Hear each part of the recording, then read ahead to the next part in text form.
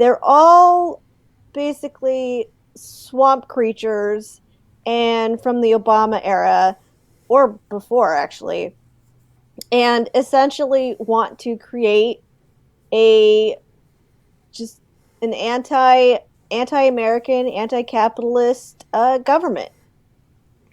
I couldn't say it any better than that.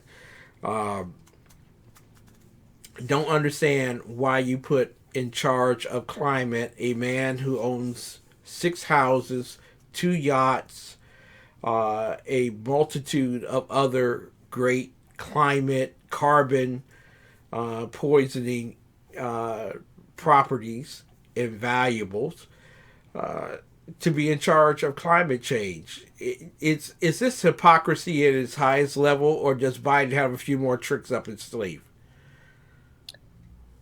I would like to say yes, but yeah, he probably does have a few more tricks. I think that hypocrisy is going to be on full display if Biden actually makes it into the White House. I mean, it already is, but I don't think that we should limit him to this. I think that I have full confidence that he can make hypocrisy look like it's cool.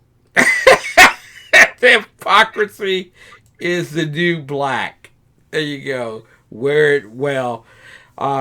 Apparently, Hassan um, Rouhani, the president of Iran, is holding a Macy's Day Parade tomorrow because Joe Biden will, in his opinion, hopefully be president of the United States. Why is the Iranian president so excited about Joe Biden becoming president? Well, I mean, he's excited about anybody not Trump becoming president because let's be honest, the Trump has not been great for Iran, which I mean, I think you and I are happy about. Yep.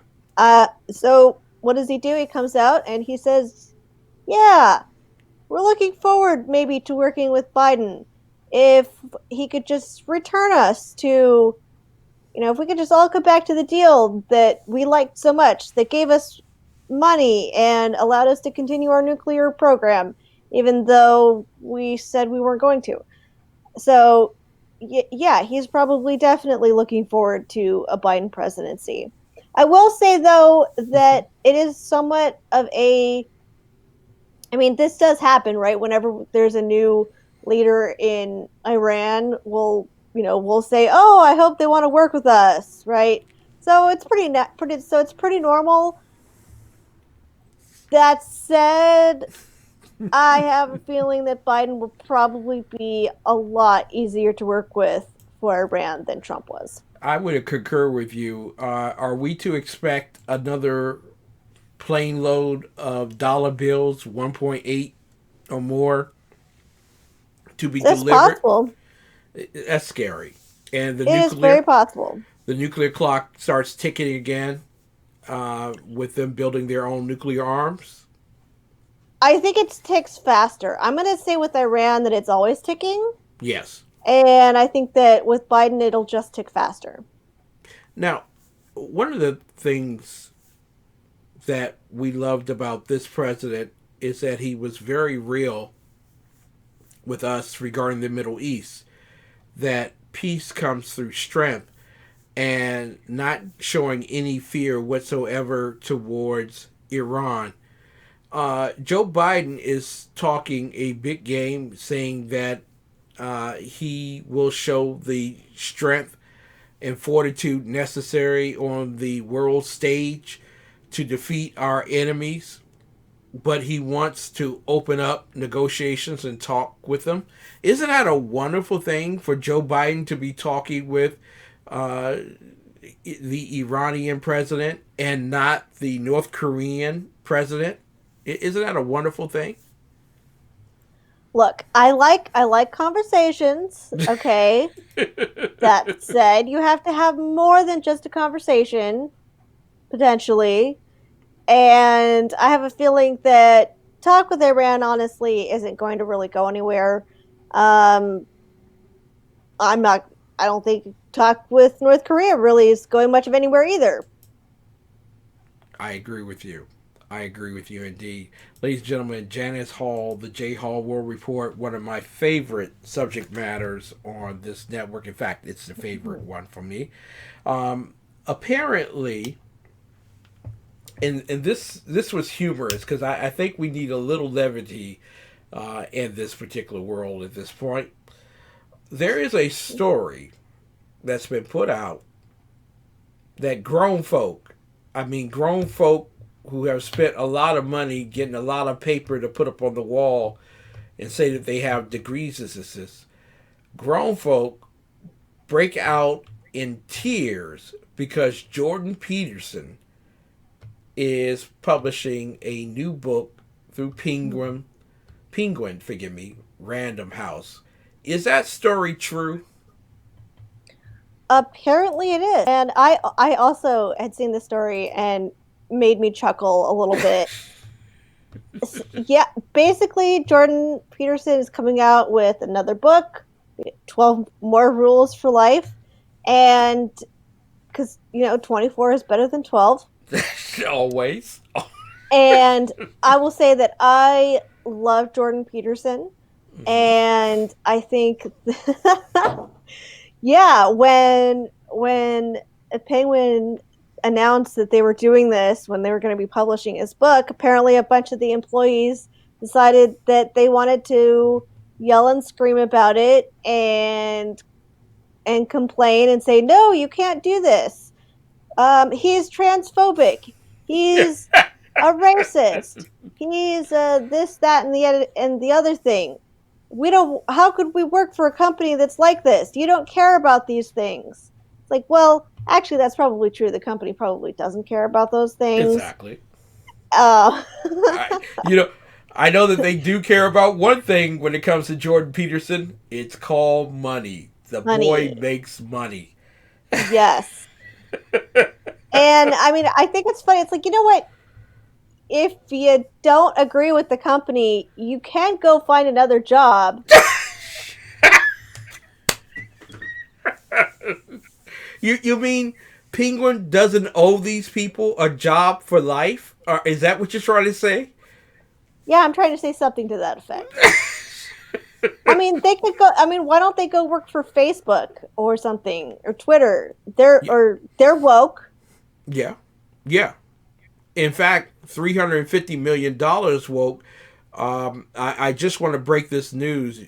Joe Klein, the former attorney general uh, for the state of Kansas and director of the Amistad Project, has announced that he's making lawsuits in 6 states, including Michigan and Pennsylvania, to the fact that Mark Zuckerberg inordinately impacted the elections by censoring news and information regarding Hunter Biden, Joe Biden, and the corruption in the family, and then spending $350 million to make certain that Joe Biden won.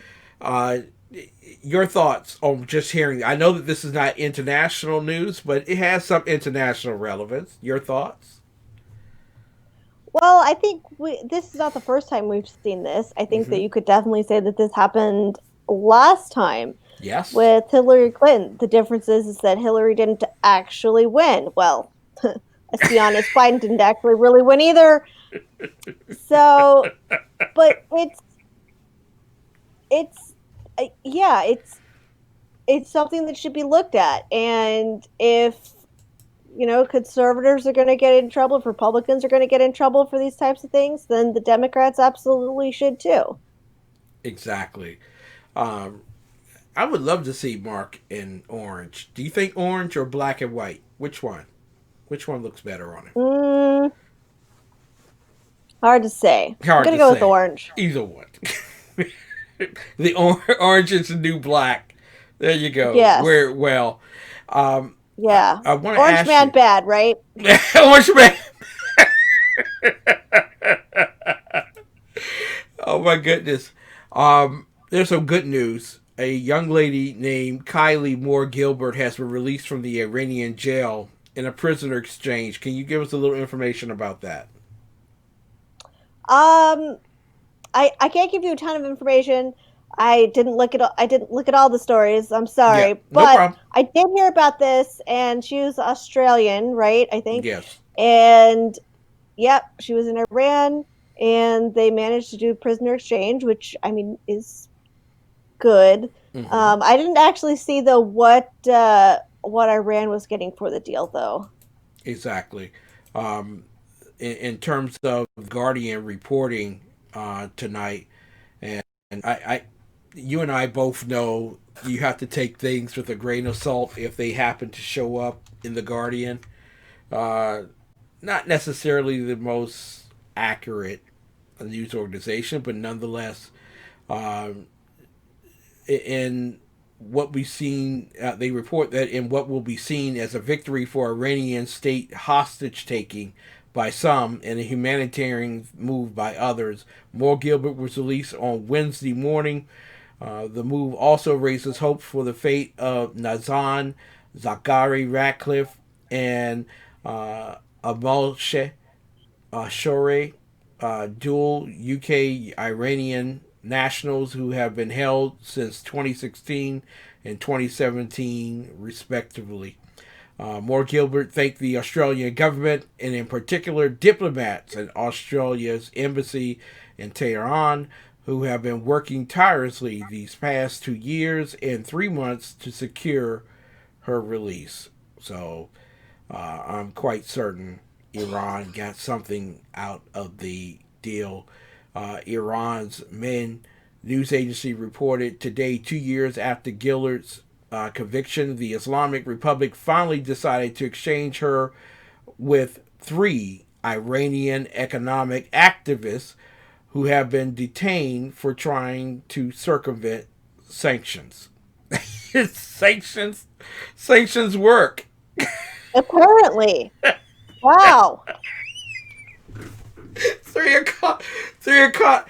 You gotta love this story. Three economists who were trying to get away and keep their money. See, that's a real economy in a pandemic. You will escape to Mm-hmm. go somewhere to keep your cash. So Yep. that's amazing. I want to ask you at this Thanksgiving opportunity to give you a chance to tell the American people what makes you so thankful for Donald Trump being the president and chief ambassador to the world on behalf of the United States of America? Well, there's so many things, but I would say primarily the fact that he puts America first. Yeah, you go. And that had been something that had been woefully missing Mm-hmm. under Obama.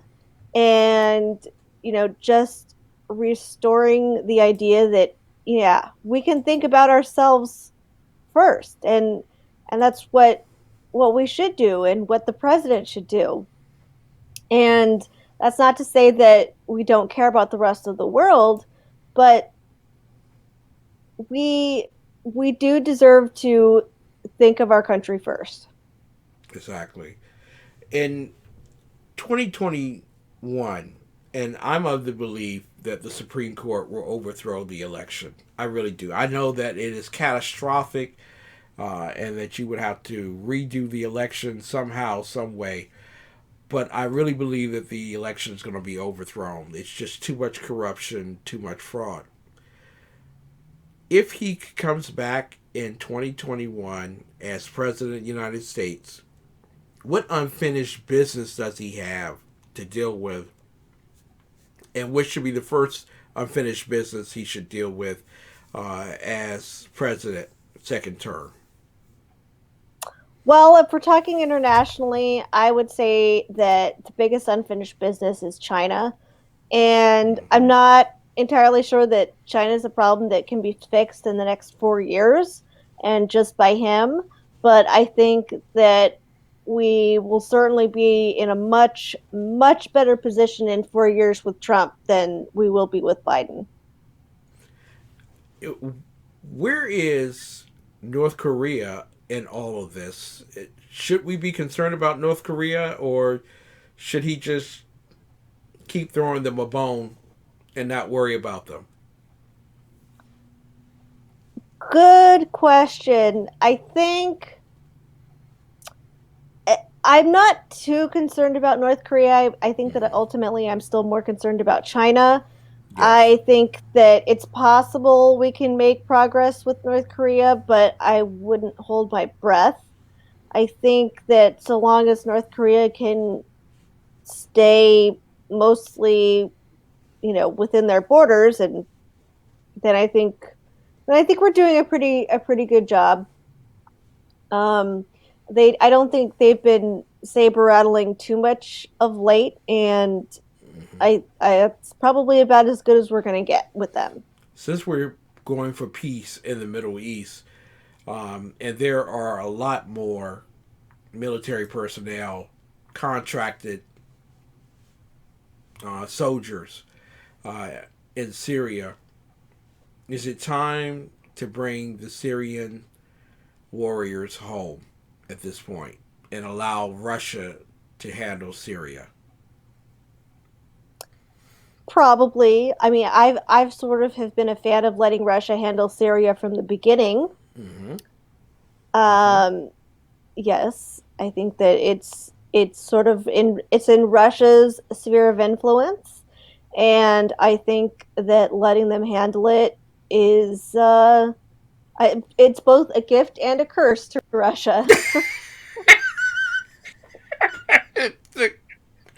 It is the greatest gift I think Donald Trump could possibly give Vladimir Putin after the oil issue from earlier this year. Yeah, you handle Syria. Good luck. Good luck with that. Yes, you want it so much, we will let you handle it. It's a disaster, but it's your disaster. Exactly. Only you can do this. Only you can build this. Yes. Now, for Thanksgiving, what are you cooking, and when am I coming over to eat? Because I will be hungry after eating a 22 Okay. pound turkey here. Uh, you know, what are Okay. we getting? So getting turkey, obviously, turkey stuffing, cranberries because I love cranberries. Really? My sister really loves mashed potatoes, so we're definitely going to be doing that. Mm-hmm. And I will say that I make a pretty good gravy, so that'll Ooh. be going on basically everything. And definitely going to have a pumpkin pie, Ooh.